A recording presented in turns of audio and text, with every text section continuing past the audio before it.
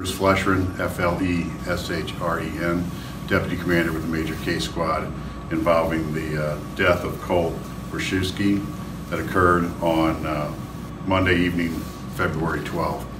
The Clair County Sheriff's Department responded at that time at approximately 5:17 to Memorial Hospital for a subject with a gunshot wound.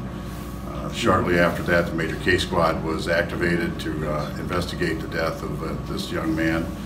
And throughout this week, the squad has been working. We've had 17 officers here putting in a lot of time to determine what exactly happened at 141 Paulette is where we determined that this incident occurred.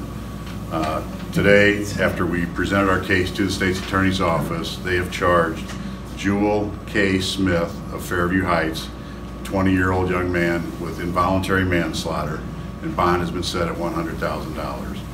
What this means is that his actions that he took with a shotgun, he should have known or was aware that his actions could have caused death or injury to a person. We don't believe that this was not an intentional first-degree murder. This was not a robbery. This was an unfortunate accident that occurred at this house. Everyone that was at this residence was friends. They all knew each other. And unfortunately, in today's age, young men are not trained to handle guns properly, yet they have a fascination with guns, and this resulted in a shot being fired that took the life of Cole Wierciszewski. So that's where we're at with this at this point. Like any time there is gun violence, many lives are touched. So the victims' lives, the young man being charged, as well as the friends that were at the residence and witnessed this, have all been touched and are quite distressed because of this event. That's really where we're at. There's not much more else to go with it. Captain, how many people were in the house at the time of the shooting? There were 6 or 7 young men between 17 and 20 years old. And you said that this was an accident? Well, I'm not saying accident, but it was not an intentional use of the weapon to try to hurt him. Exactly what were they doing with the weapon?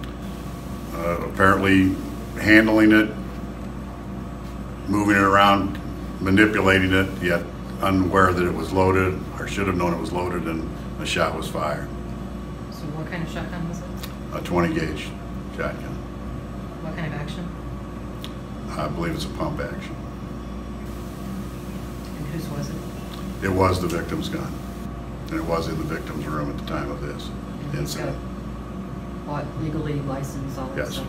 As far as we've not found anything that there's any indication there. The people here had little to no criminal records. In fact, Mr. Smith has a speeding ticket, is all he has. No history of drug use by any of the involved parties? I can't speak to that.